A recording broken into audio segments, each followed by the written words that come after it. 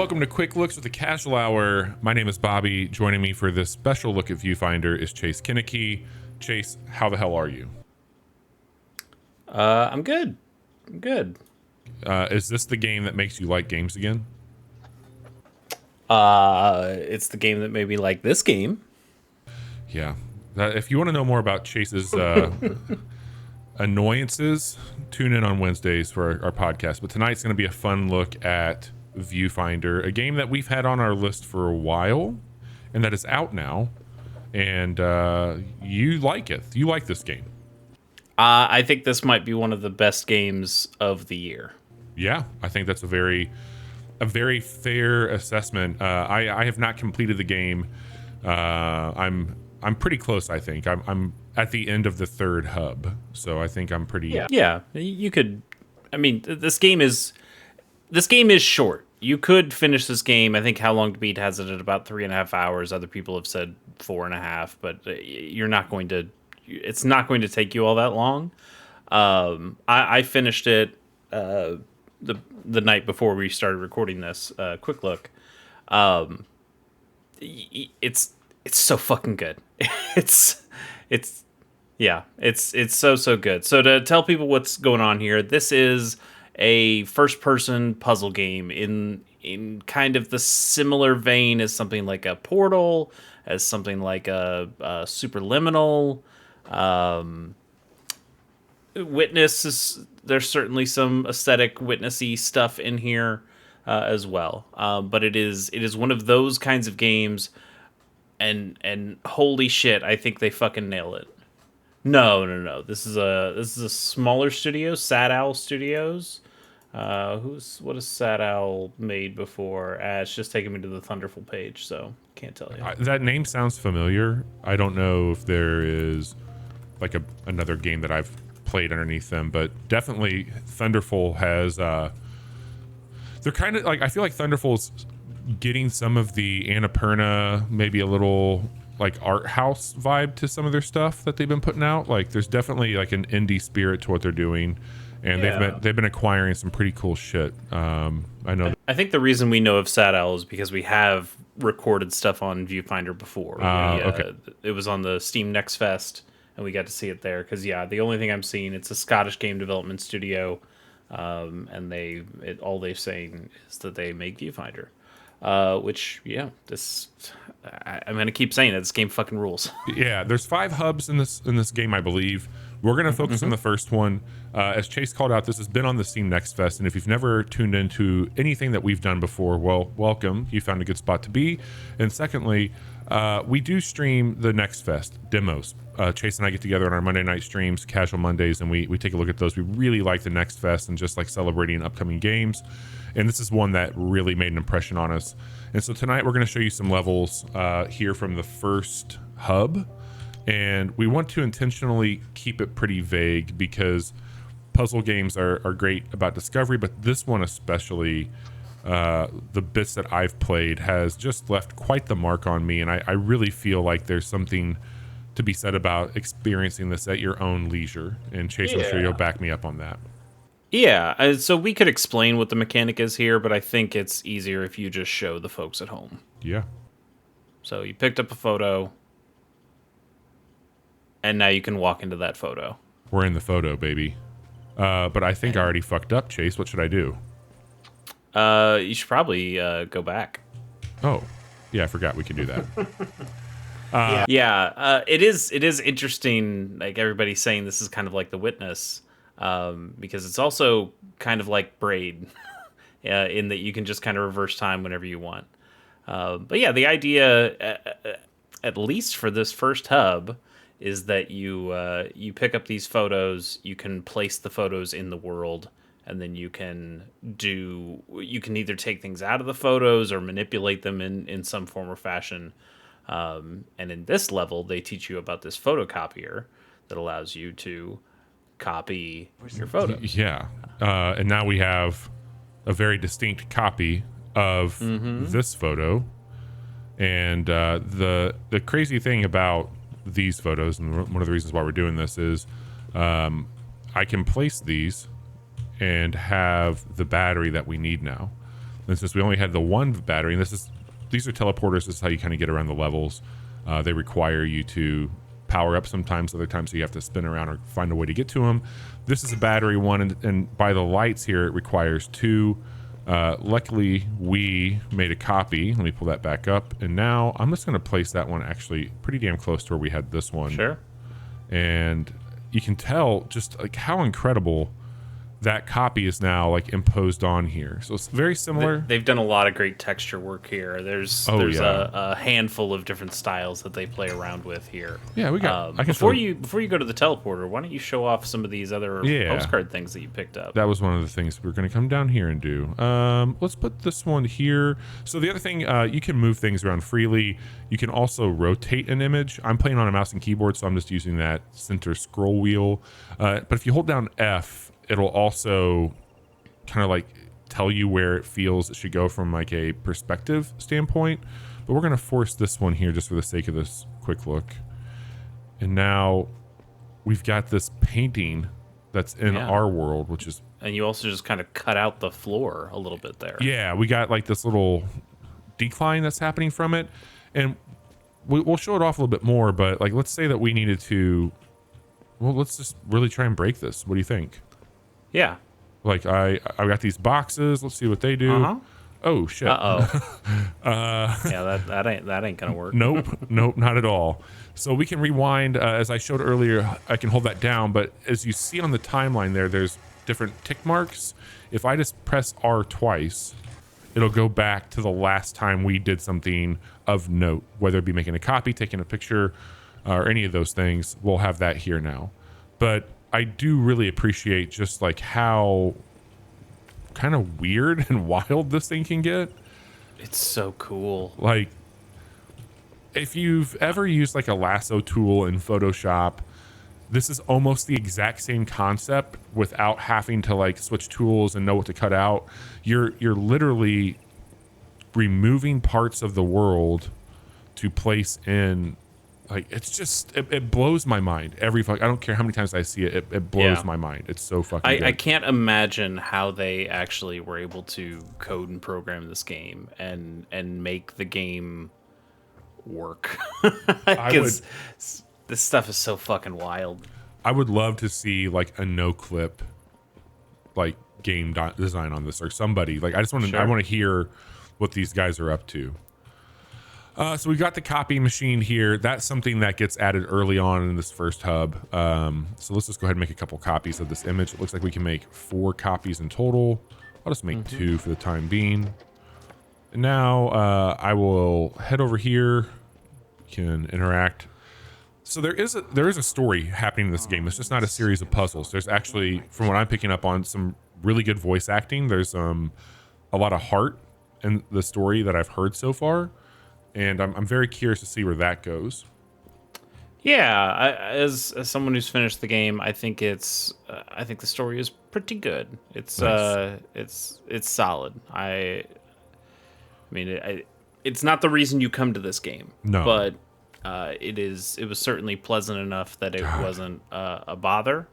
And in fact, I actually started to really enjoy it by the end. Nice.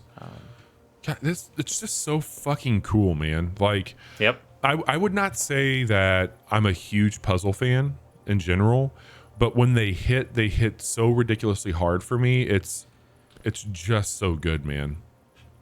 So I'll this isn't fair because I love the game and I don't have these criticisms, but just seeing the criticisms I've seen from people, one is that this game is too short, and we talked about that. It's about 3.5 hours.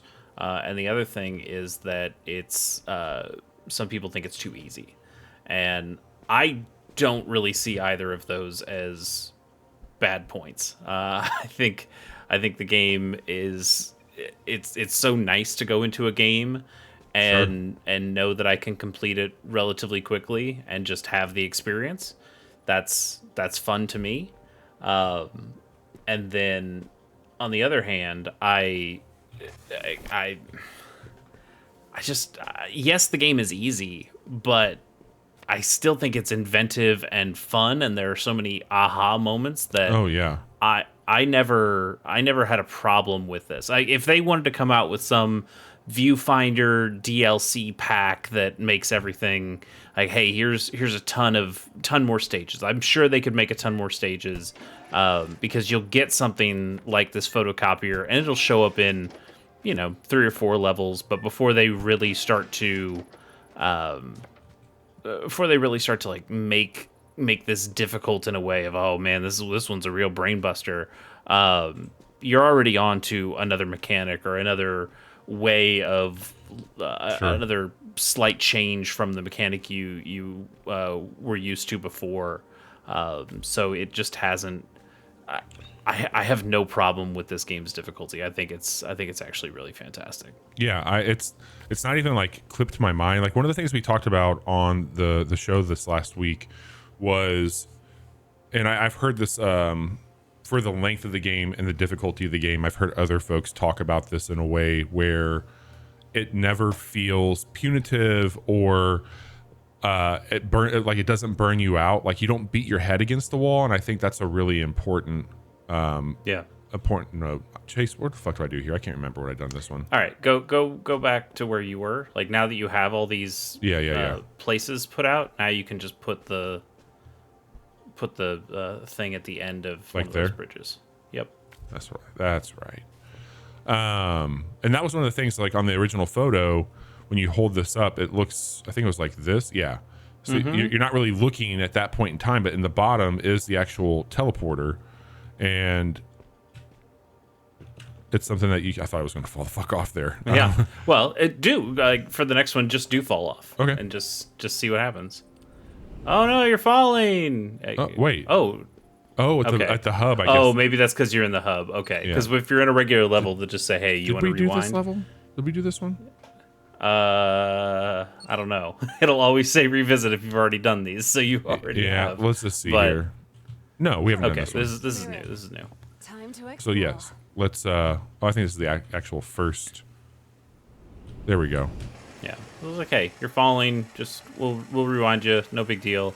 And I think that allows you to experiment and have like this. This isn't a game. You mentioned not being punitive, but it's because you're not being punished. I think it just lets you play. It does. And you start to experiment in ways of what happens if I put a picture over the teleporter, and then the game lets you do it and then tells you, hey, by the way, you can't finish it now, but yeah, you did it, no big deal.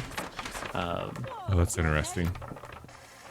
They because you took the other one the first time. Yeah. Yeah. I guess we know now that Okay. So this is like literally how they teach you how to play the game. The first one here. Mm-hmm. So you grab that photo. How do you like the style of the game? I love it. I really the thing I liked the most about The Witness was how saturated and interesting the geometry was, and this game I think just continues that and on like all this architecture stuff, and each hub that you go to has a different kind of style to it. Mm-hmm. And I think they all just have a lot of really cool ideas in here. And then once you start getting into like, oh, hey, now I'm in a black and white photo. Isn't that rad? And you can still bring elements from that black and white world into this world of color, which is really well done. So at one point, I don't think this is a spoiler because it's I'm looking at the Steam page right now and it's showing footage of this. But eventually, you get a camera. Yeah. And you can start taking your own Polaroids. So now it's not just placing the photos that I find in the world. It's taking a photo in the world that I know I can use to finish the level. And what do I strategically take photos of? And some levels let you take a lot of photos, and some only let you take one, or some let you take one, but then you'll find film for that camera later. Yes. And so then you have to figure out, okay, how do I get to that spot so then I can do what I need to do. Before you place that, Bobby, can you rotate that in a way where the just rotate it upside down? Okay. And then just place it somewhere. It's got physics. Like the photos have physics. And that, Like, you could, if you wanted to, you could, I mean, so rewind and then walk further away and then let the battery drop. Like, keep it upside down, because then you can just drop it in front of you instead of, hey, you don't have to walk all the way over to that thing. Oh shit. You're close. Oh shit. Yeah, it's like, oh, you can just drop it to you now, and that doesn't matter here. Like, in this level, you could have done it in many different ways, but there's probably, I can't remember, but almost assuredly, there's a level where, hey, it's gonna get me something where I can't walk over to it, but how else can I get this battery to me? And it's, well, maybe you should try making the battery drop to you instead of you being able to walk over to the battery. There's just so many smart ideas here. It's clever, and not pretentious. Yeah, and they don't stick around. I mean, I know this is one of the criticisms that people are levying, that, oh man, I wish they'd get harder with this. I wish they'd let you stay in these kinds of mechanics, because they just kind of switch mechanics up. And I can understand that, but at the same time, I had a blast just quickly going between mechanics and going, wow, what's around this next corner? And nothing wore at its welcome, because I was just so excited to see what the next cool thing would be. I think that if I was getting stuck, or if there was even more friction, I would have a really difficult time enjoying this the way that I am. They give you just enough to make you feel like you are needing to look for contextual clues.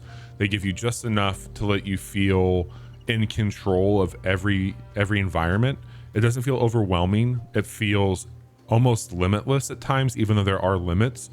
When you called out the camera earlier, and we talked about this on our show also, we could all probably take a very different approach to solving those levels. Even though the objective is there, the road and the vessel that they let you take to get to the destination is vastly different. Not vastly, I shouldn't say. Like, at the end of the day, like, there's a point A and a point B to these levels on where you need to be to finish them. But here's an example. Hey, there's a wall in front of you. How do you get to the thing behind this wall? Right. And one person might say, oh, well, I can take a photo of this piece of land, and then I can use that photo of that piece of land to kind of build a bridge that goes around that wall. Whereas another player could go, well, I'm just going to take a photo of this blank ass sky, and then I'm going to put that blank ass sky where the wall was, and it takes the wall away. Yes. And then you can just walk through it. And it is that kind of inventiveness that lets you go like, man, that's so cool that these options are available to you. Well, and there generally is like one, like, this is the way to do it. But it lets you play around here. Yeah, like, I love this level. This has like been a very high mark for me on the game so far. Like, I've just found this level to be damn near perfect. It's so fucking This is one cool. of the challenge levels as well. So when we were about to get into that teleporter, it showed off like it was glitching a little bit. Those are the challenge modes. Yeah. Which I don't know if I'm going to do this one. I think this might just be a fun area to end. I don't want to give the... Yeah, but like, you can throw the photos in and just let people look at how these things are. Let's see here. Man, it's really, really neat. I had a great time with it. I'm gonna keep thinking about it. Another bit of criticism, which I mean is linked to its length and its easiness, is its price. Like, this is a $25 game, and you can decide for yourself whether $25 for 3.5 hours is enough value for you. And I totally understand if somebody says it's not. I think the quality of these 3.5 hours is well worth the 25. I mean, and also this game's on Steam. This game's also on PlayStation 5. That's where I played it. I think it plays great on PlayStation 5 with the DualSense. The DualSense feels so good when you play this game. They do some great stuff with the haptics. There's a cat that we've seen in this quick look, but we haven't really interacted with. His name is Kate. And he's a good boy. Every time you see him, you can pet the cat, and when you pet the cat, the DualSense purrs. Like it's not cool. It's not so much the noise, it's just the vibration that feels like petting a fucking cat. And it's so good. It made me want to pet that goddamn cat every single time I saw him. Oh, I always pet the cat. Oh, sure. And he's cool. He's like the AI thing that's in here, who's here to help you out with some stuff. And he's kind of visually similar to like a Cheshire Cat kind of thing, where he can appear and disappear relatively at will. But tonally, he is a much more friendly thing. This game's so good. I had a great time with it. If you want to wait for a sale, totally get it, but you should absolutely play this game when you get an opportunity to, because it is one of the coolest things, with many, many of the coolest moments I've had this year. Sure. I just love it. I love it with all my heart. I don't know. I don't want to be like hyperbolic when I say this, but I do feel like this is a game that will be talked about for a long time. I don't know if it has like the Portal power, just because Portal exists and so does this, and we referenced 3 other games at the beginning of this quick look. However, I haven't had a game recently that does things that make me feel like it should be invited to the same cookout as those other games, if that makes sense. Yeah. And I not only do I think like not trying to throw shade, but I don't like, nobody's talking about Cube, Qube. Yeah. Like that is just kind of like another one of those Portal likes, which is fine. But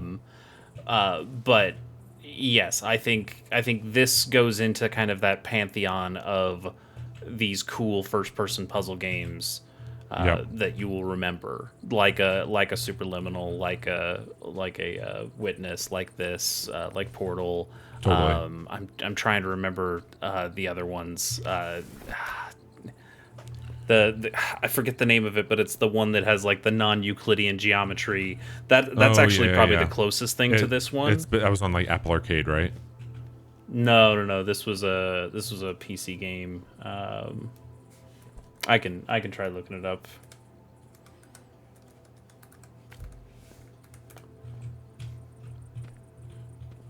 Yeah. It didn't work. I might be having. It's all right. I think I have it in my Steam library. I haven't played it because I didn't have a PC when it came out. But there are, like we said though, there are 100 games like this. Yeah. And I think this one is going to stand the test of time against a lot of those, just because it's for sure. It's such a cool idea, and it is so extremely well executed. Agreed. You mentioned this on PlayStation and on PC. I've played this quite a bit in handheld, so if you've got a Steam Deck or an Ally, it does really well there. The controls are great if you're not playing with mouse and keyboard. But it sounds like those, if you have a DualSense or the means to use a DualSense, that sounds like a really cool way to play it with some of those haptic feedbacks. Chase, this has been awesome. I wanted to show this game off, but I also don't want to like show it off at the same time equally. I want it to be something that people can really experience, and maybe this is like what gets them interested in it. That'd be cool. But if you like what we've had to say about it, you've enjoyed our time with it, we do quick looks a couple times a week right here on our YouTube page. So go ahead and like and subscribe. The other thing that we do is stream on Twitch. We've talked about our podcast. We record that live on Wednesday nights at 10:30 p.m. Central. And if you wanted to watch Chase and I do some of those streams that we do with demos, that happens on Monday at 10:30 on that Twitch channel. And then Friday, our other co-host Johnny joins us. And we also post our podcast every Friday morning wherever you listen to your podcast if you don't want to watch it live. So we've got lots of reasons to hang out. We would love for you to join us and talk about games, because we really enjoy doing that. Chase, I'm pumped that you like this game so much. Yeah. By the way, Antechamber is the game I was thinking of. Yeah. This is probably the closest to Antechamber in those kinds of games. And I need to play Antechamber. I've just watched other people play it, and it broke my mind. This one doesn't break your mind as much, but it's more of, oh, that's so cool. This game has more "that's so cool" per minute of play than any other game I've played this year. There's a lot of for very that, cool I think things happening here. yeah, it's definitely deserving of your time. Absolutely. Well, we'll be back with more quick looks. Go ahead and like, subscribe. Thanks for watching. And Chase, thanks for joining. Take care.